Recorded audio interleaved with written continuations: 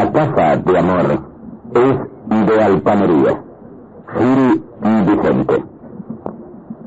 El día en que lo iban a matar, Santiago Nazar se levantó a las 5:30 de la mañana para esperar el buque en que llegaba el obispo. Había soñado que atravesaba un bosque de higuerones donde caía una llovizna tierna, y por un instante fue feliz en el sueño. Pero al despertar, se sintió por completo salpicado de cagada de pájaros. Siempre soñaba con árboles, me dijo Plácida Linero, su madre, evocando 27 años después los pormenores de aquel lunes ingrato. La semana anterior había soñado que iba solo en un avión de papel de estaño que volaba sin tropezar por entre los almendros, me dijo. Tenía una reputación muy bien ganada de intérprete certera de los sueños ajenos, siempre que se los comparan en ayunas, pero no había advertido ninguna auguria afiado en esos dos sueños de su hijo, ni en los otros sueños con árboles que él le había contado en las mañanas que precedieron a su muerte. Tampoco Santiago Nazar reconoció el presagio. Había dormido poco y mal, sin quitarse la ropa, y despertó con dolor de cabeza y con un sedimento de estribo de cobre en el paladar.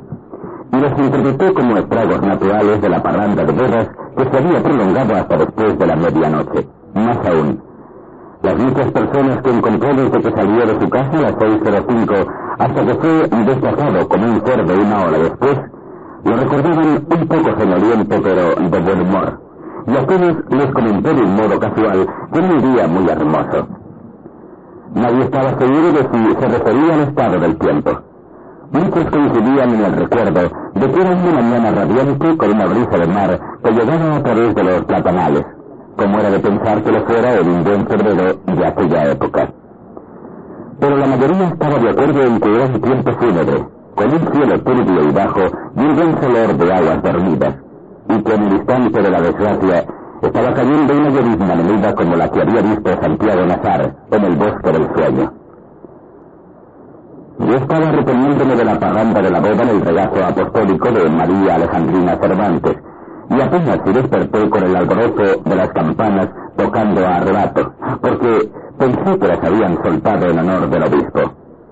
Santiago Nazar se puso un pantalón y una camisa de lino blanco, ambas piezas sin almidón, iguales a las que se había puesto el día anterior para la boda. Era una prenda de ocasión. De no haber sido por la llegada del obispo, se había puesto el vestido de caqui y las botas de montar con que se iba los lunes a el divino rostro, la hacienda de ganado que heredó de su padre y que él administraba con muy buen juicio, aunque sin mucha fortuna. En el limpe llevaba al culto una 357 Magnum, cuyas balas blindadas, según él decía, podían partir un caballo por la cintura. En época de perdices llevaba también sus aperos de cetrería. En el armario tenía además un rifle 30-06 Malinger, Snauer, un rifle 300 Holland Magnum, un 22 Hornet con mira telescópica de 2 poderes y una Winchester de repetición. Siempre dormía como dormía su padre, con el arma escondida dentro de la funda de la almohada, pero antes de abandonar la casa, aquel día le sacó los proyectiles y la puso en la gaveta de la mesa de noche. Nunca la dejaba cargada, me dijo su madre. Y yo lo sabía, y sabía además que guardaba las armas en un lugar y escondía la munición en otro lugar muy apartado, de modo que nadie se diera, ni por casualidad, a la tentación de cargarlas dentro de la casa. Era una costumbre sabia impuesta por su padre desde una mañana en que un sirviente sacudió la almohada para quitarle la funda, y la pistola se disparó al chocar contra el suelo, y la bala desbarató el armario del cuarto, atravesó la pared de la sala, pasó con un estruendo de guerra por el comedor de la casa vecina y convirtió en polvo de yeso a un santo de tamaño natural en el altar mayor de la iglesia al otro extremo de la plaza. Santiago Nazar, que entonces era muy niño, no olvidó nunca la lección de aquel percance. La última imagen que su madre tenía de él era la de su paso fugaz por el dormitorio. La había despertado cuando trataba de encontrar a tientas una aspirina en el botiquín del baño, y ella encendió la luz y lo vio aparecer en la puerta con el vaso de agua en la mano, como había de recordarlo para siempre. Santiago Nazar le contó entonces el sueño, pero ella no les puso atención a los árboles. Todos los sueños con pájaros son de buena salud, dijo. vio desde la misma hamaca y en la misma posición en que la encontré postrada por las últimas luces de la vejez, cuando volví a ese pueblo olvidado tratando de recomponer con tantas astillas dispersas el espejo roto de la memoria. Apenas se distinguían las formas a plena luz, y tenía hojas medicinales en las sienes para el dolor de cabeza eterno que le dejó su hijo la última vez que pasó por el dormitorio. Estaba de costado, agarrada a las pitas del cabezal de la hamaca para tratar de incorporarse, y había en la penumbra el olor de bautisterio que me había sorprendido la mañana del crimen. Apenas aparecí en el vano de la puerta, me confundió con el recuerdo de Santiago Nazar. Ahí estaba, me dijo. Tenía el vestido de lino blanco lavado con agua sola, porque era de piel tan delicada que no soportaba el ruido del almidón. Estuve un largo rato sentada en la hamaca, masticando pepas de cardamina, hasta que se le pasó la ilusión de que el hijo había vuelto. Entonces suspiró. Fue el hombre de mi vida. Yo lo vi en su memoria. Había cumplido 21 años, la última semana de enero, y era esbelto y pálido, y tenía unos párpados árabes y los cabellos rizados de su padre. Era el hijo único de un matrimonio de conveniencia que no tuvo un solo instante de felicidad, pero él parecía feliz con su padre hasta que éste murió de repente 3 años antes, y siguió creciéndolo con la madre solitaria hasta el lunes de su muerte. De ella heredó el instinto. De su padre aprendió desde muy niño el dominio de las armas de fuego, el amor por los caballos y la maestranza de las aves de presas altas, pero de él aprendió también las buenas artes del valor y la prudencia. Hablaban en árabe entre ellos, pero no delante de Plácida Linedo, para que no se sintiera excluida. Nunca se les vio armados en el pueblo, y la única vez que trajeron sus halcones amaestrados fue para hacer una demostración de altanería en un bazar de caridad. La muerte de su padre le había forzado a abandonar los estudios al término de la escuela secundaria para hacerse cargo de la hacienda familiar. Por sus méritos propios, Santiago Nazar era alegre y pacífico y de corazón fácil. El día en que le iban a matar, su madre creyó que él se había equivocado de sexo cuando lo vio vestido de blanco. Le recordé que era lunes, me dijo, pero él le explicó que se había vestido de pontifical por si tenía ocasión de besarle el anillo al obispo. Ella no dio ninguna muestra de interés. Ni siquiera se bajará del buque, le dijo. Echará una bendición de compromiso, como siempre, y será por donde vino. Odia a este pueblo. Santiago Nazar sabía que era cierto, pero los actos de la iglesia le causaban una fascinación irresistible. Es como el cine, me había dicho alguna vez. A su madre, en cambio, lo único que le interesaba de la llegada del obispo era que el hijo no se fuera a mojar en la lluvia, pues lo había oído estornudar mientras dormía. Le aconsejó que llevara un paraguas, pero él le hizo un signo de adiós con la mano y salió del cuarto. Fue la última vez que lo vio. Victoria Guzmán, la cocinera, estaba segura de que no había llovido aquel día ni en todo el mes de febrero. Al contrario, me dijo cuando vine a verla poco antes de su muerte. El sol calentó más temprano que en agosto. Estaba descuartizando 3 conejos para el almuerzo, rodeada de perros acesantes, cuando Santiago Nazar entró en la cocina. Siempre se levantaba con cara de mala noche, recordaba sin amor Victoria Guzmán.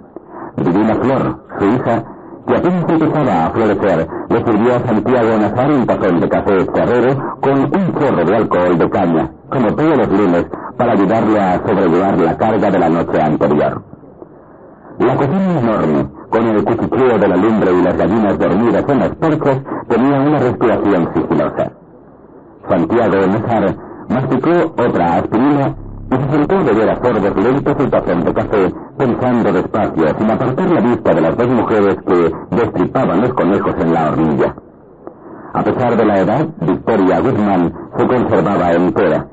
La niña, todavía un poco montaraz, parecía sofocada por el ímpetu de sus glándulas. Santiago Nazar la agarró por la muñeca cuando ella iba a recibirle el tazón vacío. «¿Ya estás en tiempo de desbravar?», le dijo. Victoria Guzmán le mostró el cuchillo ensangrentado. «Suéltala, Blanco», y ordenó en serio. «De esa agua no beberás mientras Dios te viva». Había sido seducida por Ibrahim Nazar en la plenitud de la adolescencia. La había amado en secreto varios años en los establos de la hacienda y la llevó a servir en su casa cuando se le acabó el afecto. Divina Flor, que era hija de un marido más reciente, se sabía destinada a la cama furtiva de Santiago Nazar, y esa idea le causaba una ansiedad prematura. No ha vuelto a nacer otro hombre como ese, me dijo, gorda y mustia, y rodeada por los hijos de otros amores. Era idéntico a su padre. Le replicó Victoria Guzmán. Es mierda, pero no pudo eludir un ráfaga de espanto al recordar el horror de Santiago Nazar cuando ella arrancó de cuajo las entrañas de un conejo y les tiró a los perros el tripajo humeante. No seas bárbara, le dijo él. Imagínate que fuera un ser humano. Victoria Guzmán necesitó casi 20 años para entender que un hombre acostumbrado a matar animales y verlos expresaba de pronto semejante horror. Dios santo, exclamó asustada, de modo que todo aquello fue una revelación. Sin embargo, tenía tantas rabias atrasadas la mañana del crimen que siguió cebando a los perros con las vistas de los otros conejos, solo por amargarle el desayuno a Santiago Nazar. En esas estaban cuando el pueblo entero despertó con el bramido estremecedor del buque de vapor en que llegaba el obispo. La casa era un antiguo depósito de 2 pisos con paredes de tablones vastos y un techo de zinc de 2 aguas, sobre el cual volaban los gallinazos por los desperdicios del puerto. Había sido construido en los tiempos en que el río era tan superficial que muchas barcazas de mar, e inclusive algunos barcos de altura, se aventuraban hasta aquí a través de las ciénagas del estuario. Cuando vino Ibrahim Nazar con los últimos árabes al término de las guerras civiles, ya no llegaban los barcos de mar debido a las mudanzas del río y el depósito estaba en desuso. Ibrahim Nazar lo compró a cualquier precio para poner una tienda de importación que nunca puso, y solo cuando se iba a casar lo convirtió en una casa para vivir. En la planta baja abrió un salón que servía para todo y construyó en el fondo una caballeriza para 4 animales, los cuartos de servicio y una cocina de hacienda con ventanas hacia el puerto por donde entraba a toda hora la pestilencia de las aguas. Lo único que dejó intacto en el salón fue la escalera en espiral rescatada de algún naufragio.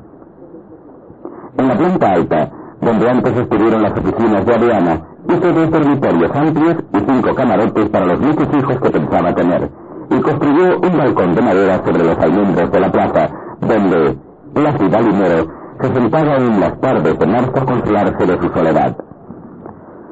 En la fachada conservó la puerta principal y le hizo 2 ventanas de cuerpo entero con bolillos torneados. Conservó también la puerta posterior, solo que un poco más alzada para pasar a caballo, y mantuvo en servicio una parte del antiguo muelle. Esa fue siempre la puerta de más uso, no solo porque era el acceso natural a las pesebreras y la cocina, sino porque daba a la calle del Puerto Nuevo sin pasar por la plaza.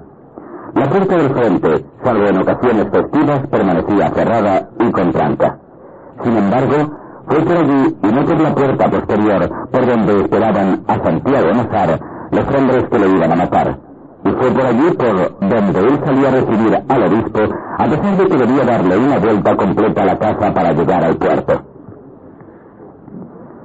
Nadie podía entender tantas coincidencias funestas. El juez instructor que vino de Río Hacha debía sentirlas sin atreverse a admitirlas, pues su interés de darles una explicación racional era evidente en el sumario. La puerta de la plaza estaba citada varias veces por un nombre de folletín: la puerta fatal. En realidad, la única explicación válida parecía ser la de Plácida Linero, que contestó la pregunta con su razón de madre. Mi hijo no salía nunca por la puerta de atrás cuando estaba bien vestido.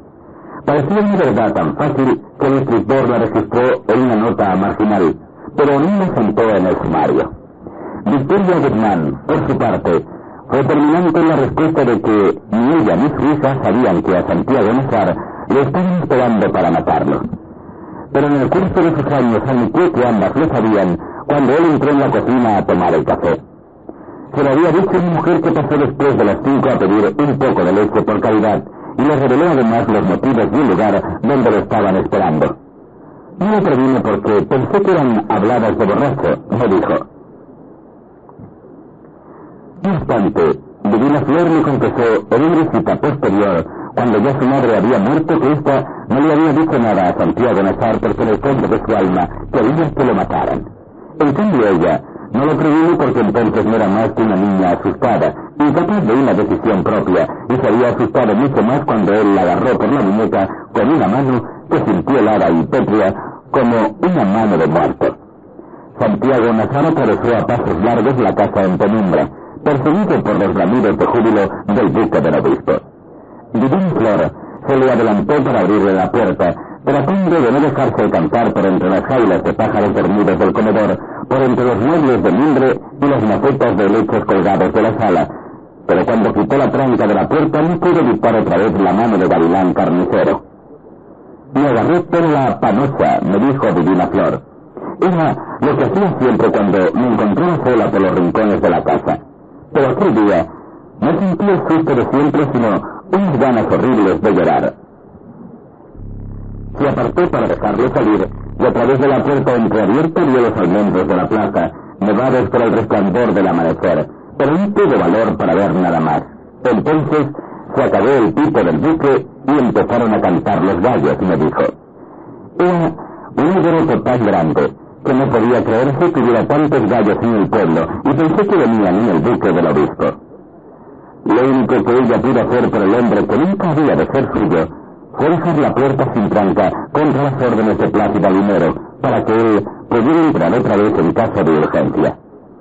Alguien que nunca fue identificado había metido por debajo de la puerta un papel dentro de un sobre en el cual le avisaban a Santiago Nazar que lo estaban esperando para matarlo, y le revelaban además el lugar y los motivos, y otros detalles muy precisos de la confabulación.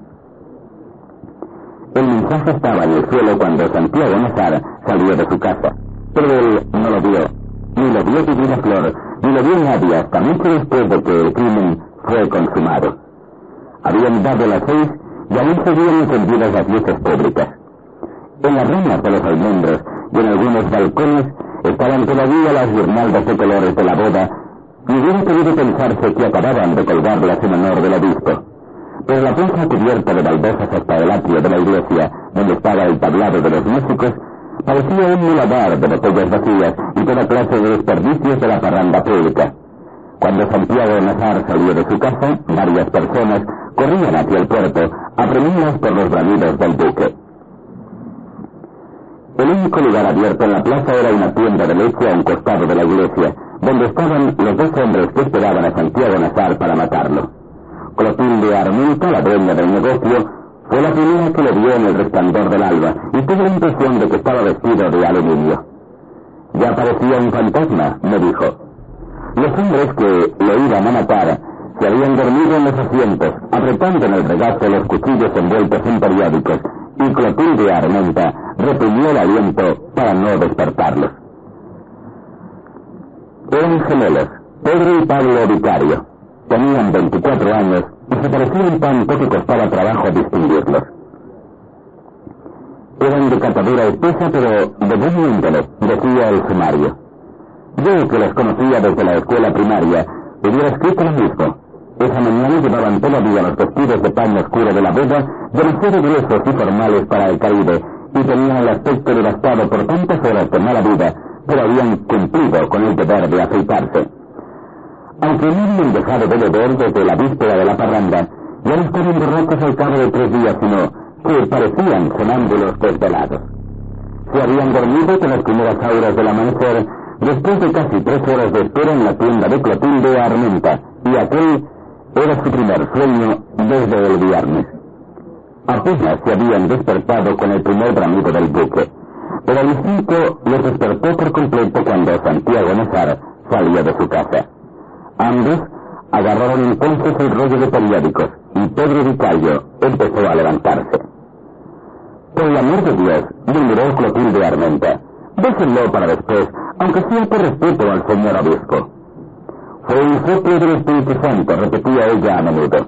En efecto, había sido una ocurrencia providencial, pero de una virtud momentánea. Al oírla, los gemelos Vicario reflexionaron, y el que se había levantado volvía a sentarse. Ambos siguieron con la mirada a Santiago Nazar cuando empezó a cruzar la plaza. Lo miraban más bien con lástima, decía Clotilde Armenta. Las niñas de la escuela de monjas atravesaron la plaza en ese momento, trepando en desorden con sus uniformes de huérfanas. Plácido Linero tuvo razón. El obispo no se bajó del buque. Había mucha gente en el puerto, además de las autoridades y los niños de las escuelas. Y por todas partes se veían los huacales de gallos bien cebados que le llevaban de regalo al obispo porque la sopa de cristas era su plato predilecto. En el muelle de carga había tanta leña arrumada que el buque habría necesitado por lo menos 2 horas para cargarla. Pero no se detuvo. Apareció en la vuelta del río, rezongando como un dragón, y entonces la banda de músicos empezó a tocar el himno del obispo, y los gallos se pusieron a cantar en los huacales y alborotaron a los otros gallos del pueblo. Por aquella época, los legendarios buques de rueda alimentados con leña estaban a punto de acabarse, y los pocos que quedaban en servicio ya no tenían pianola ni camarotes para la luna de miel, y apenas si lograban navegar contra la corriente. Pero este era nuevo, y tenía 2 timonillas en vez de uno con la bandera pintada como un brazal, y la rueda de tablones de la popa le daba un ímpetu de barco de mar. En la baranda superior, junto al camarote del capitán, iba el obispo de sotana blanca con su séquito de españoles. Estaba siendo un tiempo de Navidad, ha dicho mi hermana Margot. Lo que pasó, según ella, fue que el silbato del buque soltó un chorro de vapor a presión al pasar frente al puerto, y dejó ensopados a los que estaban más cerca de la orilla. Fue una ilusión fugaz. El obispo empezó a hacer la señal de la cruz en el aire frente a la muchedumbre del muelle, y después siguió haciéndola de memoria, sin malicia ni inspiración, hasta que el buque se perdió de vista y solo quedó el alboroto de los gallos. Santiago Nazar tenía motivos para sentirse defraudado. Había contribuido con varias cargas de leña a las solicitudes públicas del padre Carmen Amador, y además había escogido él mismo los gallos de crestas más apetitosas. Pero fue una contrariedad momentánea. Mi hermana Margot, que estaba con él en el muelle, lo encontró de muy buen humor y con ánimos de seguir la fiesta a pesar de que las aspirinas no le habían causado ningún alivio. No parecía resfriado y solo estaba pensando en lo que había costado la boda, me dijo. Cristo de Bedoya, que estaba con ellos, reveló cifras que aumentaron el asombro. Había estado de parranda con Santiago Nazar y conmigo hasta un poco antes de las 4, pero no había ido a dormir donde sus padres, sino que se quedó conversando en casa de sus abuelos. Allí escribe muchos datos que le faltaban para calcular los costos de la parranda. Contó que se habían sacrificado 40 pavos y 11 cerdos para los invitados, y 4 terneras que el novio puso a asar para el pueblo en la plaza pública. Contó que se consumieron 205 cajas de alcoholes de contrabando y casi 2000 botellas de ron de caña que fueron repartidas entre la muchedumbre. No hubo una sola persona, ni pobre ni rica, que no hubiera participado de algún modo en la parranda de mayor escándalo que se había visto jamás en el pueblo. Santiago Nazar soñó en voz alta. Así se va mi matrimonio, me dijo.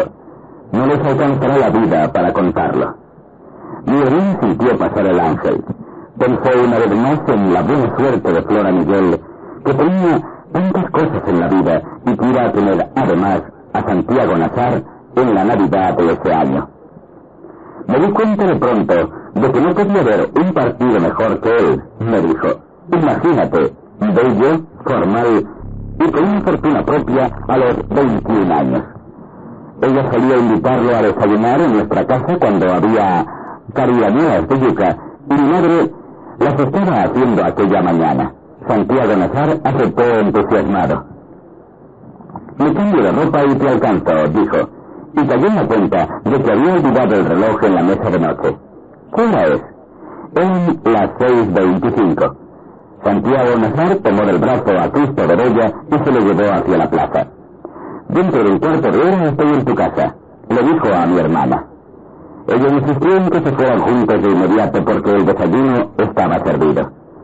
Era una insistencia rara, me dijo Cristo de Bedoya, tanto que a veces he pensado que Margot ya sabía que lo iban a matar y quería esconderlo en tu casa. Sin embargo, Santiago Nazar la convenció de que se adelantara mientras él se ponía la ropa de montar, pues tenía que estar temprano en el divino rostro para castrar terneros.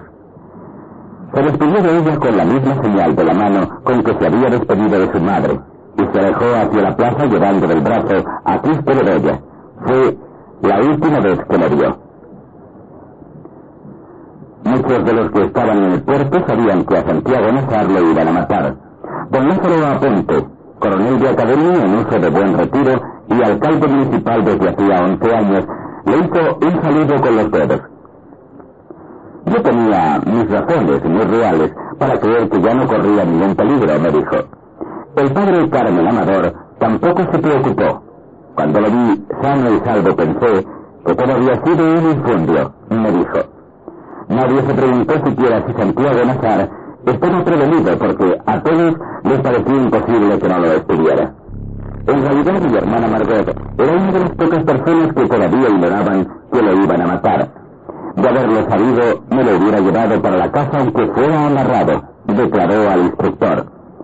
Era extraño que no supiera, pero lo era mucho más que tampoco lo supiera a mi madre, pues se enteraba de todo antes que nadie en la casa, a pesar de que hacía años que no salía a la calle ni siquiera para ir a misa.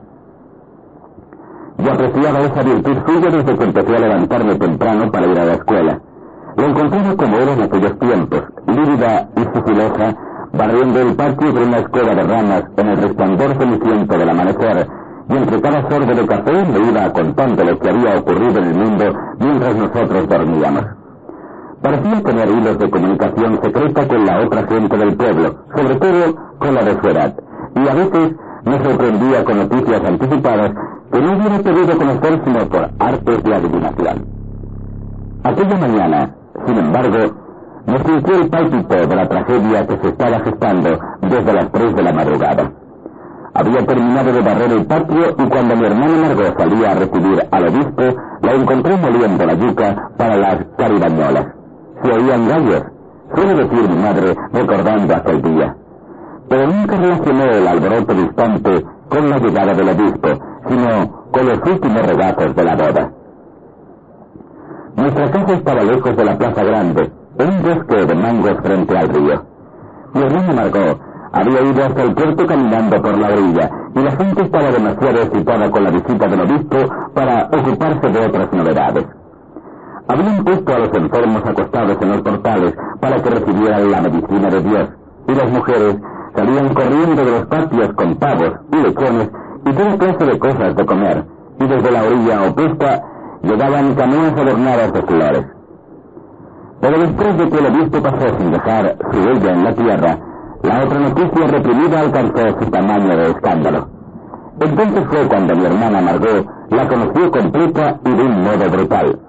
Ángela Vicario, la hermosa muchacha que se había casado el día anterior, había sido devuelta a la casa de sus padres porque el esposo encontró que no era virgen. Sentí que era yo la que me iba a morir, dijo mi hermana. Pero por más que golpeaban el cuento al derecho y al revés, nadie podía explicarme cómo fue que el pobre Santiago Nazar terminó comprometido en semejante enredo. Lo único que sabían con seguridad era que los hermanos de Ángela Vicario lo estaban esperando para matarlo. Mi hermana volvió a casa mordiéndose por dentro para no llorar. Encontré a mi madre en el corredor con un traje dominical de flores azules que se había puesto por si el obispo pasaba a saludarnos. Y estaba cantando el fado del amor invisible mientras arreglaba la mesa. Mi hermano notó que había un puesto más que de costumbre. Es para Santiago Nazar, le dijo a mi madre. Me dijeron que le habías invitado a desayunar. Quítalo, dijo mi hermana. Entonces le contó. Pero fue como si ya lo supiera, me dijo. Fue lo mismo de siempre, que uno empieza a contarle algo y antes de que el cuento llegue a la mitad ya ella sabe cómo termina.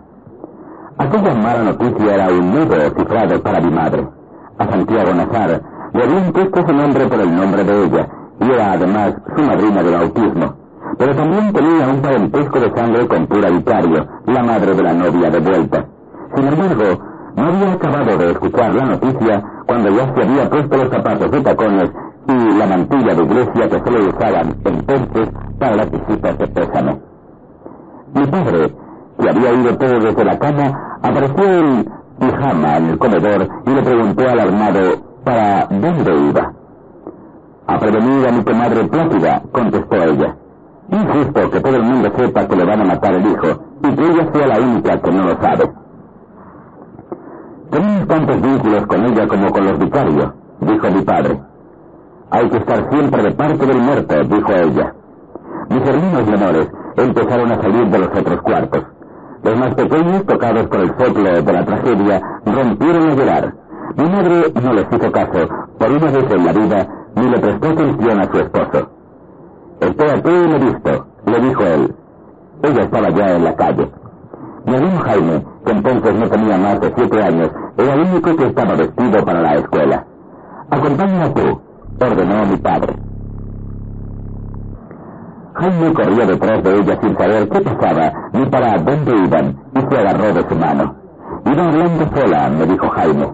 «Hombres de mala ley», decía en voz muy baja, «animales de mierda que no son capaces de hacer nada que no sean desgracias». No se daba cuenta ni siquiera de que llevaba al niño de la mano. «Debieron pensar que me había vuelto loca», me dijo. «Lo único que recuerdo es que se oía a lo lejos un ruido de mucha gente, como si hubiera vuelto a empezar la fiesta de la boda, y que todo el mundo corría en dirección de la plaza». Apresuró el paso, con la determinación de que era capaz cuando estaba una vida de por medio, hasta que alguien que corría en sentido contrario se compadeció de su desvarío. «No se moleste, Luisa Santiago», le gritó al pasar. «Ya lo mataron». Gallardo San Román, el hombre que devolvió a la esposa, había venido por primera vez en agosto del año anterior, 6 meses antes de la boda. Llegó en el buque semanal con unas alforjas guarnecidas de plata que hacían juego con las hebillas de la correa y las argollas de los botines. Andaba por los 30 años, pero muy bien escondidos, pues tenía una cintura angosta de novillero, los ojos dorados y la piel cocinada a fuego lento por el salitre.